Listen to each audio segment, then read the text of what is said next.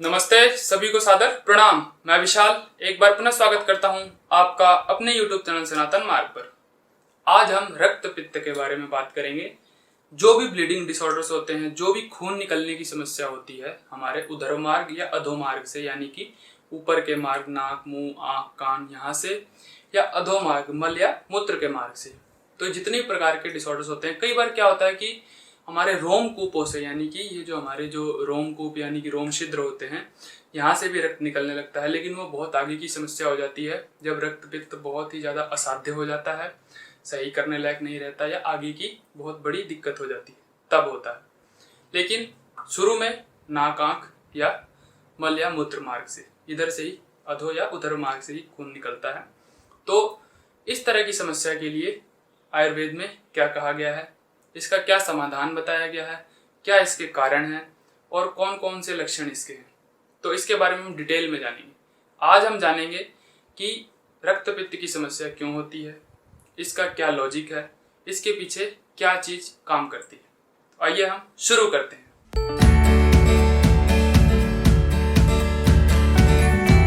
हमारे शरीर में रक्त निर्माण के दो मुख्य अंग हैं, दो मुख्य ऑर्गन हैं, जिसे संस्कृत या आयुर्वेद की भाषा में यकृत और प्लीहा कहा जाता है, और इंग्लिश में उसे लिवर या स्पिल कहते हैं।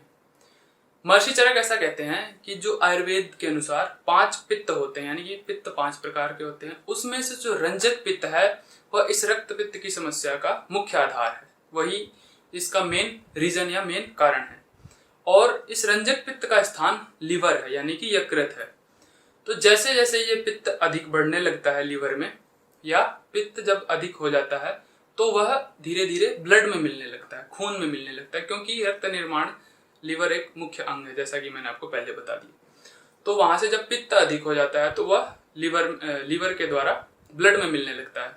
और जैसे जैसे ये ब्लड में बढ़ता है, जैसा कि पित्त की जो निर्माण है वह ब्लड यानी कि खून से माना जाता है, खून से ही पित्त का निर्माण होता है, और ऊपर से जब ये और भी उस ब्लड में मिक्स हो जाता है तो उसकी अधिकता उस खून में बढ़ जाती है, जिसके कारण यह रक्त को दूषित कर देता है।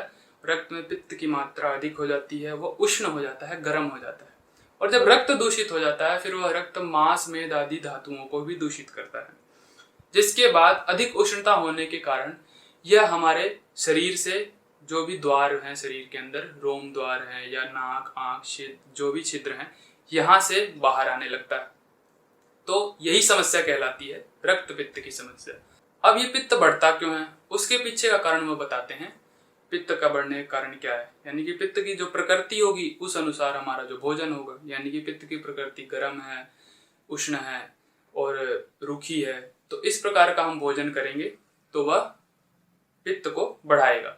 जैसा कि गर्म, तीखा, तला, मिर्च, मसाला, जो कि फास्ट फूड, जंक फूड, जो हमारे घर के बाहर का जो भोजन है वो भोजन, या ऐसा अन्न जो अंदर दाह पैदा करे, उष्णता पैदा करे। तो ये सब रीजन होते हैं रोग के, जो कि रक्त पित्त को बढ़ाते हैं। फिर आगे हम बात करते हैं कि रक्त पित्त विकार कितने प्रकार के होते हैं, यानी कि इनके कितने प्रकार होते हैं। तो रक्त पित्त विकार के भी दोषों के अनुसार प्रकार होते हैं, यानी कि कफज होगा, वातज होगा, पित्तज होगा, या द्वंद्वज और सन्निपातक। द्वंद्वज यानी कि 2 गुणों से मिलके, यानी कि 2 दोषों से मिलके बनेगा। सन्निपात यानी कि त्रिदोष से मिलके बनेगा। तो जैसा कि रक्त पित्त इसका नाम है, यानी कि इसमें पित्त मुख्यतः होगा ही होगा। जैसा कि ज्वर में चाहे वो कफज हो, पित्तज हो, वातज हो, कोई भी हो, उसमें पित्त मुख्यतः होता ही होता है, पित्त के बिना ज्वर नहीं होता। ठीक इसी प्रकार रक्त पित्त में पित्त तो होगा ही होगा, जो कि रंजक पित्त है, इसका जो मुख्य कारण माना जाता है। तो यह वातज और कफज भी होता है, यानी कि जब कफ मिल जाए रंजक पित्त के साथ, कफ के गुण आ जाए, तो कफ की अधिकता हो जाए, उसके कारण ये कफज रक्त पित्त हो जाता है। या वात के गुण आ जाए, वात प्रबल हो जाए उसके साथ, तो वात का गुण आ जाए उसमें यदि, तो वात रक्त पित्त हो जाता है। और ऐसे ही यदि वो पित्तज, यानी कि जो रंजक पित्त के अलावा बाकी के 4 पित्त हैं वह भी उसके साथ मिल जाए, बाकी के अन्य दोष ना हो, कफ और वात, तो वह पित्तज रक्त पित्त बन जाता है। यानी कि मुख्यतः रंजक पित्त है इसमें, वो चाहे वात हो, कफ हो, सभी के साथ रहेगा। और पित्त में भी रंजक पित्त के अलावा बाकी 4 पित्त यदि मिल जाए तो वह पित्तज रक्त पित्त बन जाता है। फिर आगे इनमें क्या क्या डिफरेंस है, थोड़ा वात, पित्त, कफ, इनकी जो गुण है हम इन्हें देख के पहचान सके कि कौन सा रक्त पित्त विकार है। तो महर्षि ऐसा कहते हैं, सांद्रम स पांडु स स्नेहम पिच्छिलम च कफान्वितम श वारुणम स फेनम च तनोरुक्षम च वातिकम।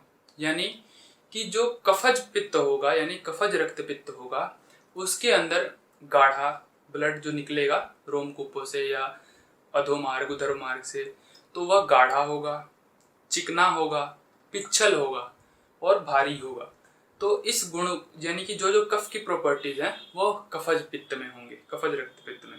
और यदि यह वातज होगा तो यह होगा श्याम वर्ण का रंग, जो ब्लड का रंग होगा वह श्याम वर्ण होगा, पतला होगा, फेनम यानी कि झाग वाला, झागदार होगा, इसके अंदर झाग होगा, रुक्ष होगा। तो ये जो प्रॉपर्टी जो वात की हैं वो वातज रक्त पित्त में दिखेंगी। और यदि यह पित्तज होगा तो उसके अंदर पांचों पित्त जो मिलके पित्तज रक्त पित्त विकार बनाते हैं, तो उसके अंदर यह गाढ़े रंग का होगा यानी काले रंग का हो सकता है, गौमूत्र के समान होगा, तेज कांति वाला होगा यानी कि चमकदार खून होगा। यानी कि जो प्रॉपर्टीज पित्त की हैं वह पित्तज रक्त पित्त में दिखाई देंगी। जो भी अधो मार्ग से निकलने वाला रक्त होता है यानी कि नीचे के मार्ग से निकलने वाला, मूत्र मार्ग या मल मार्ग से, वह वात के कारण माना जाता है। और जो उधर मार्ग से निकलने वाला रक्त होता है ऊपर के रास्ते, वह कफ के कारण माना जाता है।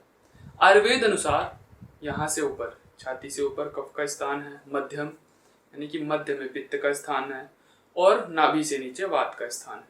तो इसी प्रकार यहाँ से ऊपर निकलने वाले जो भी रक्त पित्त विकार हैं वह कफ के कारण होते हैं और नीचे से वात के कारण। जैसे कि पाइल्स, बवासीर, ये जितने भी जो ब्लीडिंग पाइल्स हैं जिनमें खून का निकलना होता है, एक होता है बादी और एक होता है खूनी।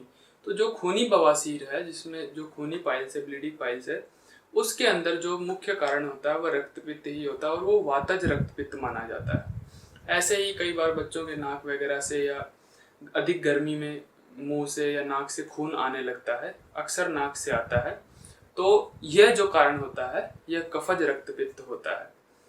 तो यह थोड़ा सा एग्जाम्पल हुआ। आगे हम रक्त पित्त की साध्यता और असाध्यता को जान लेते हैं, या याप्यता यानी कि अल्प, यानी कि यह कितना आसानी से ठीक हो सकता है, कितना मुश्किल से और बिना ठीक होने वाला। यानी कि वो ऐसा कहते हैं, जो रक्त पित्त जो हमारे उधर मार्ग से यानी कि ऊपर के मार्ग से, दो कान, दो आंख, दो नाक या मुख के मार्ग से निकलता हो वह साध्य होता है। और जो अधो मार्ग से यानी कि जो मूत्र और मल के मार्ग से निकले वह याप्य होता है। और जो दोनों तरफ से निकले यानी कि दोनों तरफ से ब्लीडिंग हो जिसमें, वह असाध्य हो जाता है। जिसके बाद ऊपर से रोमकूपों से भी निकलने लगे तो समझ लीजिए कि वो व्यक्ति नहीं बचता है।